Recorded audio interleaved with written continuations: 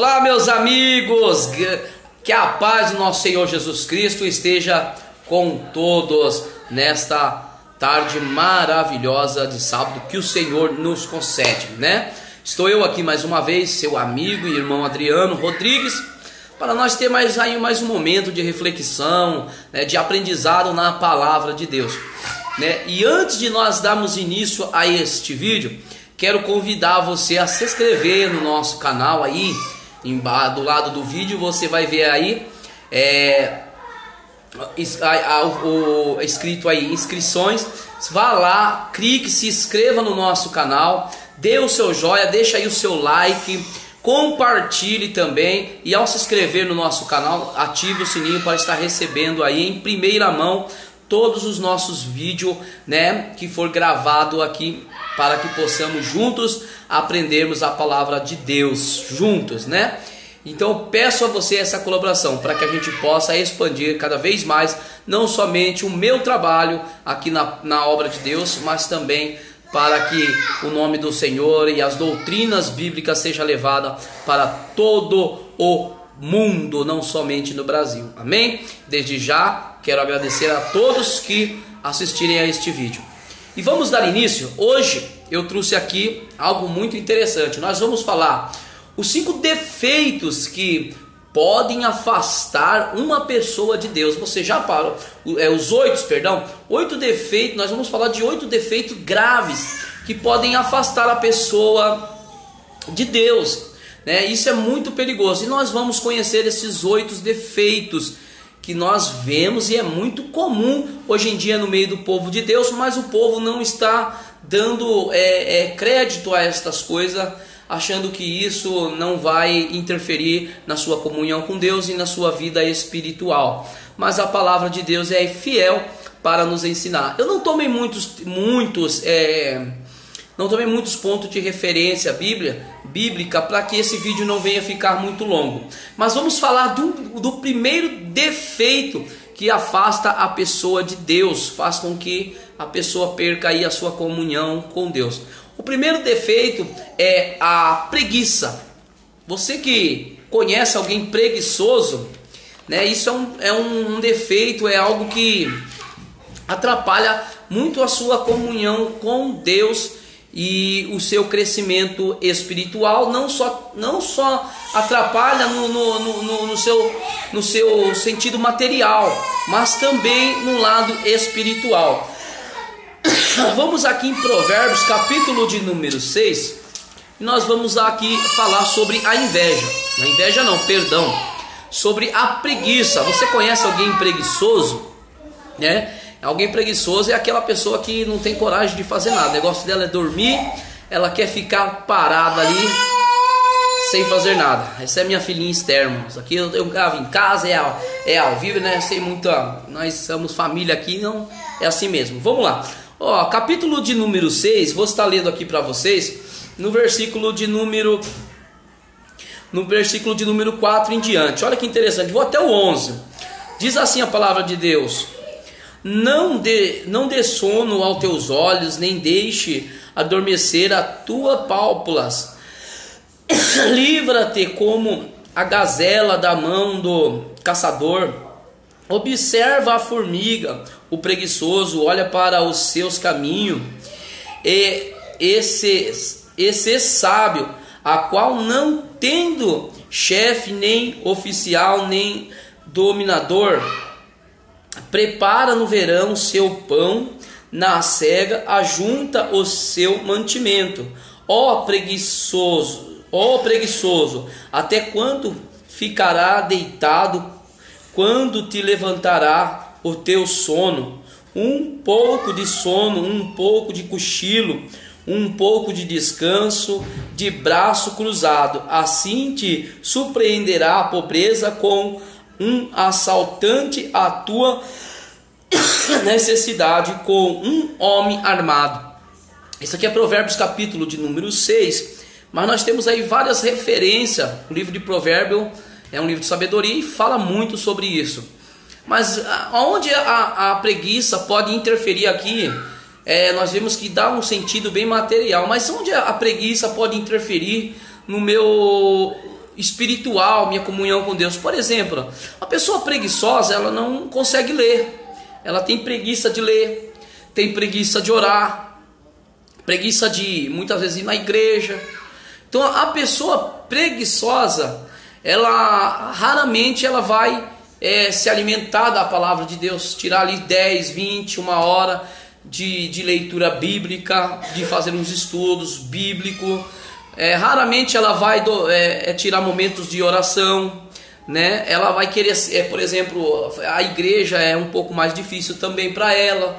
Ela sempre quer estar relaxada, ela sempre quer estar fazendo aquilo que é agradável aos seus olhos. Por quê?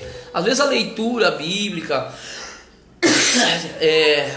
a oração, aí aparece com que isso exija, né, um esforço mental, físico da gente, e o preguiçoso ele não tem prazer nisso. Então, tanto no sentido espiritual como no material, o preguiçoso ele sempre vai se empobrecer, né? Sempre ele não adquire nada a não perder. Então o preguiçoso no sentido espiritual ele nunca vai adquirir nada com Deus, a não ser perder a comunhão, estar sempre distante de Deus. Por quê? Porque ele não tem um pingo de força de vontade e deixa com que o comodismo tome conta da sua vida, e ele não tenha essas experiências da estudar a palavra de Deus, momentos de oração, e estar frequente em trabalhos na sua igreja.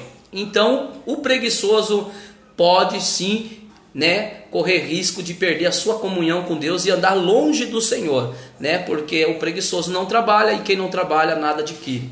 Agora vamos falar de um outro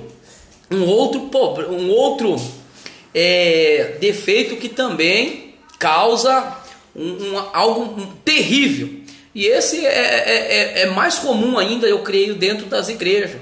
É mais comum, até mesmo entre as grandes lideranças. Isso aí o povo não está tendo muito temor, parece. É a fofoca, irmãos. A fofoca é terrível. E a fofoca também, ela te afasta do Senhor. A fofoca, ela causa destruições, briga, divisões. Uma igreja não precisa ter 10 fofoqueiros, não. Basta um fofoqueiro e ele consegue fazer uma arruaça na igreja inteira. Então a fofoca também é algo que pode te afastar de Deus. Vamos lá em 2 Timóteo, vamos para 2 Timóteo. 2 Timóteo, capítulo de número 2, versículo 16. Vamos ver o que fala aqui em 2 Timóteo, capítulo 2, versículo 16. Vamos lá, 2 Timóteo, capítulo 2, versículo 16. Mas evita o falatório profano, porque produz maior impiedade. E então o fofoqueiro ele raramente vai evitar isso. Ele está sempre junto disso aí. Ele tem prazer em estar no meio da fofoca. Vamos lá ver em Provérbios, capítulo de número 20, no verso 19. Provérbios 20, 19 também vai falar sobre o fofoqueiro. Vamos lá, Provérbio 20, 19. Olha o que diz aqui. Provérbios 20, capítulo 20, versículo 19. Diz assim: o que anda tagarelando revela o segredo. Não tem intrometa com o que lisonjeia com os seus lábios. Né? Então o fofoqueiro, mano, é aquele que causa fofoca. Ele jamais consegue guardar um segredo. Se ele vê o irmão, por exemplo, pecando, a instrução de Jesus, ele diz assim que se vês o teu irmão, né, cometendo algo, a primeira coisa que nós devemos fazer é ir até o nosso irmão e repreender. Se eu vejo o meu irmão cometendo algo ilegal, um pecado, qual é o meu dever? Se eu for até ele e repreendê-lo, eu serei um irmão de verdade para ele.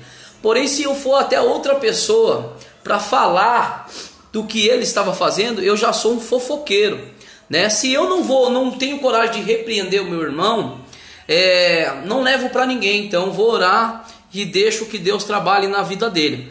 Agora, se você vê e ir passando isso aí, acontece que às vezes é uma fogueirinha de nada e aquilo pode inflamar de uma tal maneira, e às vezes o que não era tão grave, às vezes a língua ela consegue pôr uma fogueira bem grande. Diz que na língua tem a vida e tem também a morte. Quem foi o primeiro fofoqueiro que nós vemos na Bíblia?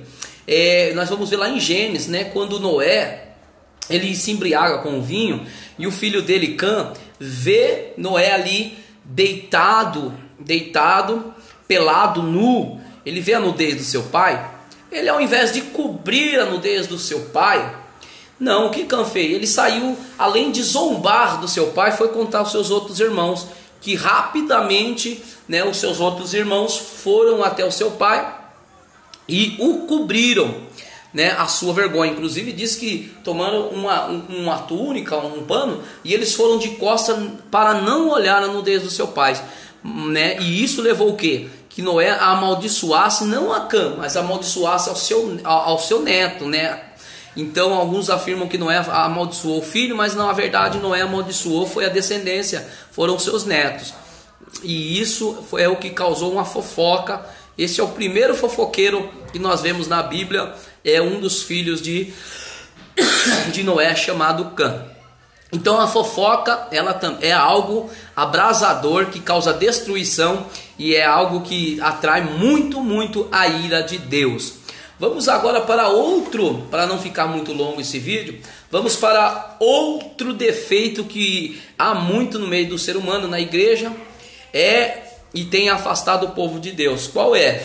É a inveja. Vamos ver o que a inveja causa. Irmão, a inveja é claro que é algo terrível. Em Êxodo a Bíblia diz que nós não devemos, né, cobiçar nossos irmãos, nem as suas esposas, o seu gado, sua casa, nada que ele possua, que nós não sejamos cobiçosos. Mas vamos lá ver o que a palavra de Deus está dizendo sobre a inveja. Vamos lá em Gálatas capítulo de número 5. Gálatas 5, versículo 19. Gálatas 5, versículo de número... Não, Gálatas 5, verso 27. Olha o que diz aqui. Gálatas 5, versículo de número 27.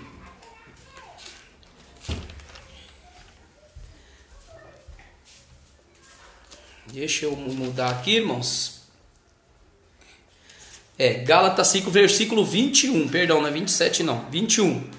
Diz assim: invejas, homicídio, bebedice, glutonaria e coisa semelhante a esta, acerca das quais vos declaro, como já antes vos disse, que os que cometem tais coisas não hão de herdar o reino de Deus. Vou ler do verso 19, aí você vai ver que alguns defeitos estão aqui nas obras da carne. Diz assim, porque as obras da carne são cobiça, são conhecidas como as quais são adultério, prostituição, imoralidade, idolatria, feitiçaria, inimizade, porfia, imulações, ira, peleja, dissensões, heresias. E aí entra no verso 21 com a palavra inveja. Então isso deixa-nos bem claro a questão da inveja. O invejoso, irmão, ele é aquele que ele deseja, ele cobiça, mas ele não tem. A Bíblia nos ensina, vamos lá em Filipenses capítulo de número 4, que nós devemos ser gratos ao que temos e não cobiçar o que não é nosso. Se o nosso irmão prospera, se o nosso irmão comprou um carro, ou seja de qual maneira for, nós não devemos ter inveja, ao contrário, nos alegrar pelo que o nosso irmão tem conquistado, pelas bênçãos de Deus na vida dele. E quanto a nós devemos, Dá graças a Deus pelo que temos. Aqui em Filipenses capítulo 4, no versículo de número 12. Sei estais abatido, e sei também ter abundância em toda a maneira, em todas as coisas estou instruído, tanto a ter fartura como a ter fome, tanto a ter abundância como a padecer necessidade. Então em Filipenses Paulo diz que ele aprendeu, e nós também temos que aprender todas essas coisas. A Bíblia diz: em tudo dai graça. E não cabe a nós ficarmos o invejoso, ficar cobiçando aquilo que é do nosso irmão, aquilo que ele tem conquistado, prosperado. Isso não cabe a nós. A inveja é algo também abrasador que tem afastado muita gente da presença de Deus, né? Muita gente, né? Pastores que não gostam de ver, por exemplo, o outro pastor sendo mais reconhecido no ministério, ou a igreja onde ele pastoreia está crescendo mais. Não é só no sentido material, né? Mas nós vemos também no sentido espiritual. Às vezes um irmão, Deus usa ele de uma maneira diferente. Nós temos que ver que ele tem batalhado, tem lutado para conquistar aquilo. E ao invés de invejarmos, pegarmos como modelo para que nós possamos também ser pessoas prósperas. Então a inveja, ela diz que a inveja, ela é a podridão nos ossos. Provérbios fala. Então nós temos que tomar cuidado com a inveja. Vamos orar a Deus para que este sentimento maligno não venha entrar em nossos corações, né? Porque a Bíblia diz lá em Salmo que quem vai entrar no reino de Deus, né? Os limpos de mão e puros de coração. Vamos falar de outro grande defeito que tem afastado o povo na presença de Deus. É o egoísmo. Você já sabe que é uma pessoa egoísta? A pessoa egoísta é difícil de lidar com ela. Ela sempre tem razão. Ela nunca está errada. Ela é o centro quer ser o centro das atenções. Ela é a pessoa. Não adianta. O egoísta ele é uma pessoa que não aceita opinião. Ele é uma pessoa que não aceita estar errado. Ele está no seu egocentrismo. É muito perigoso. Mas o egoísmo, vamos ver o que fala a Bíblia sobre o egoísmo lá em Mateus capítulo 22, 39. Vamos lá. 22, 39 no Evangelho de Mateus. 22, 39. Olha o que diz. 22, 39 diz assim, ó: e o segundo semelhante a este amarás ao teu próximo como a ti mesmo. Deste dois mandamentos depende toda a lei e os profetas. A pessoa, quando ela é egoísta, ela ama a si mesma. Ela não pensa no seu próximo. Você já viu o egoísta pensar no teu próximo? Não, ele pensa somente nas causas dele. Ele está preocupado com a vida dele. Tanto faz o que o outro está passando. O importante é ele só se preocupa naquilo que traz benefício a ele. Não se preocupa se a atitude, muitas vezes, que ele está tomando vai prejudicar o seu próximo. Mas ele tem prazer, né, em somente trazer os benefícios para ele, porque ele só pensa nele. O egoísta não pensa em outras pessoas. E olha o que o Senhor Jesus diz. O segundo mandamento faz parte do segundo mandamento. Semelhantemente é este: amarás ao teu próximo como a ti mesmo. Então, se eu não amar o meu irmão como a mim mesmo, eu sou uma pessoa egoísta. E isso também tem afastado muita gente da presença de Deus. Vamos lá em Filipenses capítulo de número 2 e verso 3. Vamos ver o que a Bíblia está falando aqui sobre o egoísmo. Filipenses capítulo número 2, verso 3. Diz assim, ó: nada façais por contenda ou por vanglória, mas por humildade cada um considere os outro superior a si mesmo. Irmão, isso é difícil. É uma coisa muito terrível, falta de humildade. Vê que o egoísta, ele não é humilde.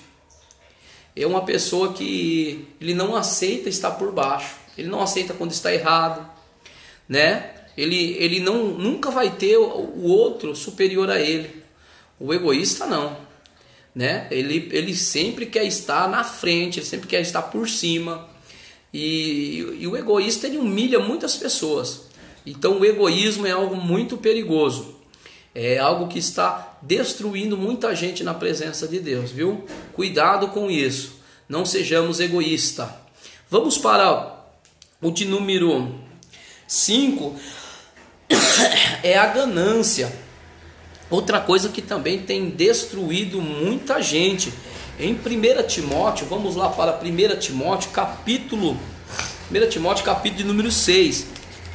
Capítulo número 6, verso 10. Olha o que diz.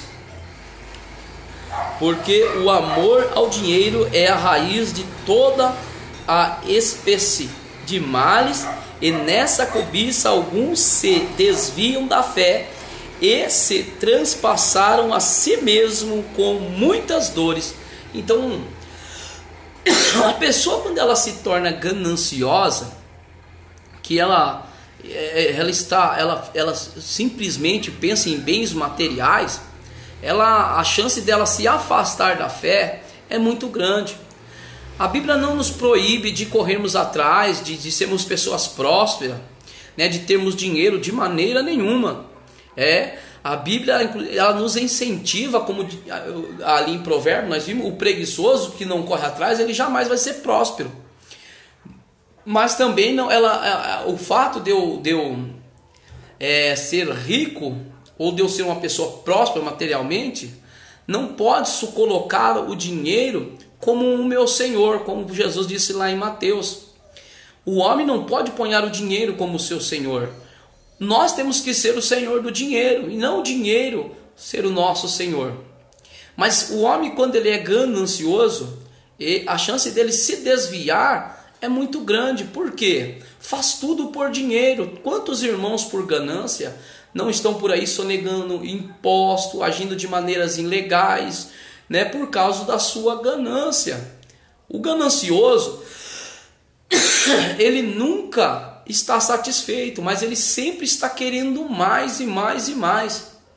E isso faz com que ele venha desfalecer na fé. E é um perigo. Você lembra que Jesus disse para o jovem rico que se ele quisesse ser perfeito, que ele vendesse tudo, mas ele também era um homem que amava o dinheiro. Ele era ganancioso, né? E isso trouxe para ele algo muito difícil, que foi alcançar o reino de Deus, porque ele não conseguia se desapegar. O amor ao dinheiro, a avareza, a ganância é um pecado abominável aos olhos de Deus. Diz que os avarentos, gananciosos não herdarão o reino de Deus. E o que nós temos de crente ganancioso, o que nós temos de crente ganancioso na igreja, não está escrito como tem crente ganancioso na igreja. E isso é um dos grandes defeitos que está afastando muita gente da presença de Deus e tomando caminhos que não os levará ao céu. Vamos falar do sétimo, de número 6, é a ira descontrolada. Bom, Jesus disse: irais, mas não pecar. Então, nós iramos, mas não devemos pecar. A Bíblia diz que nós devemos que dar lugar à ira, deixar ela passar. Não é que nós devemos, né, tomar atitudes no momentos de ira que vão nos prejudicar. Então, tem muito crente na igreja que eles têm iras descontroladas, e isso é um grande mal. Vamos falar sobre a ira em Efésios, capítulo de número 4, verso 26. Vamos falar. 4:26 diz assim, preste atenção: irai-vos e não pequeis, não se ponha o sol sobre a vossa ira. Então é pecado o crente irar? De maneira nenhuma. Somos seres humanos, e esses momentos são de acontecer na nossa vida em que a ira venha a se acender dentro de nós, mas que nós não deixemos essa explosão sair para fora e de maneira que nós venhamos ficar descontrolado.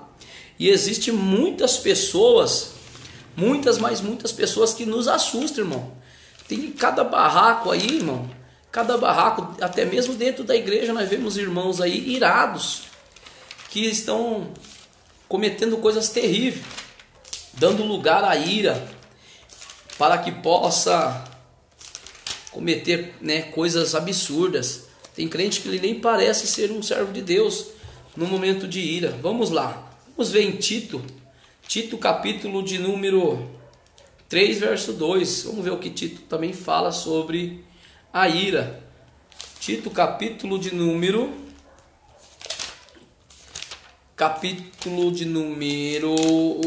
3, no verso 2. Vamos lá ver o que Tito escreveu sobre a ira. Olha o que diz, capítulo de número 3, no verso 2. Que ninguém infame, nem seja contencioso, mas modesto, mostrando toda a mansidão para com todos os homens. Ser manso, irmão, isso é fruto do Espírito Santo, né? Então, que nós possamos já agir assim e não ter dentro de nós sermos pessoas que temos a ira de uma maneira descontrolada. Irar não é pecar, né? Mas quando nós perdemos o controle de nós, isso faz até mal para a nossa saúde, como também para a nossa vida espiritual. Vamos para o de número 7, que fala sobre a imoralidade sexual. Isso é um grande também, é algo que tem sido assustador dentro das igrejas hoje. A imoralidade sexual está lá em Coríntios, 1 Coríntios, capítulo de número 6. Vamos ver no seu versículo de número 18 e número 19. Vamos ver o que fala. Número 18 diz assim: fugir da fornicação. Todo o pecado que o homem comete é fora do corpo, mas o que se prostitui peca contra o seu próprio corpo. Ou não sabeis que o vosso corpo é o templo do Espírito Santo que habita em vós, proveniente de Deus, e que não sois de vós mesmos. É algo muito interessante também isso aqui sobre a imoralidade, irmão. Inclusive na parte das nossas irmãs da igreja, algo que eu tenho visto muito é a lascívia, como as mulheres têm se investido de uma maneira bem sensual, a ponto de atrair muitos olhares, não respeitando mais a decência e acabando fazendo com que muitos irmãos pequem. Olha lá o que diz em Provérbios capítulo 7, Provérbios capítulo de número 7, no verso 10. Olha o que está dizendo. Olha aqui, capítulo 10. Eis que uma mulher lhe saiu ao encontro com enfeite de prostituta e astúcia de coração. Eu acho que as nossas irmãs hoje em dia estão extrapolando em suas roupas, e isso também faz parte da imoralidade sexual, porque atrai o desejo, acende o desejo através do pecado da lascívia. Agora, quanto à fornicação, aí, irmãos, é outro problema muito grande que tem acontecido no meio das igrejas, né? Primeiro, não é como antigamente, que se namorava, se conhecia, ficava despojados e depois se casava. O homem não tinha contato com as mulheres. Hoje, o moço começa a namorar a moça, já sai para as vigílias por aí, a moça vai dormir na casa do moço, ficam sozinhos e acabam cometendo essas imoralidades. Quantos que estão casando já grávida, irmão? Muitas vezes ficam aí meses e depois se separam e depois começam a namorar de novo. E isso está acontecendo frequentemente dentro das igrejas, que é o pecado da imoralidade sexual, né? Eu acho que o crente ele devia ter essa visão, namorar, inclusive os pais cristãos, se a sua filha está gostando de alguém e ela quer namorar, não quer dizer que ele tem que ficar andando com ela para lá e para cá, porque é difícil, irmão, a carne é fraca. Paulo diz assim: é melhor casar do que abraçar. Se você gostou da moça, se conheça, seja como José e Maria estavam despojados. Maria, como já era o costume, né? Maria ela era prometida de José, e se amavam, iriam se casar, iam chegar um momento em que eles iam ter as suas relações. Mas o que acontece hoje no meio do povo de Deus é bem diferente. Paulo diz que está tendo fornicações tais no meio de nós como não há no meio dos ímpios. Então esse é um dos pecados também que é abrasador dentro da igreja de Deus, é o pecado da imoralidade. E vamos finalizar no 8, que é o da idolatria. E esse é para deixar para você meditar. Você vai assustar um pouco e vai me dizer o que isso tem a ver com a idolatria. Mateus capítulo de número 6, no verso de número 33, diz assim: mas buscai primeiro o reino de Deus e a sua justiça, e todas as outras coisas vos acrescentarão. Então, irmão, tudo que nós amamos nessa terra e priorizamos em nossa vida é idolatria. A idolatria, ela não é apenas adorar santo. Nós sabemos que a idolatria é quando eu me idolatro, é quando eu passo a pôr na frente tudo aquilo que recebe toda a minha atenção, todo o meu carinho, o meu amor, o meu coração está posto sobre ela. Por exemplo, tem gente que ama o dinheiro, tem gente que idolatra a roupa, idolatra a sua casa, tem gente que ele corre atrás de coisas, que amam coisas que tiram na verdade, o foco dele, que era buscar o reino de Deus. Então, a idolatria vai muito mais além do que a adoração a outro Deus. E sabemos que a idolatria é algo que atrai a ira de Deus. Por exemplo, quando os israelitas, incentivaram a Arão a fazer o bezerro de ouro, e ali eles adoraram e dançaram, trouxe sobre eles a ira de Deus. Sim, você vê que isso trouxe sobre eles a ira de Deus. Mas por que Mateus capítulo número 6, verso 33, o que isso tem a ver com a idolatria?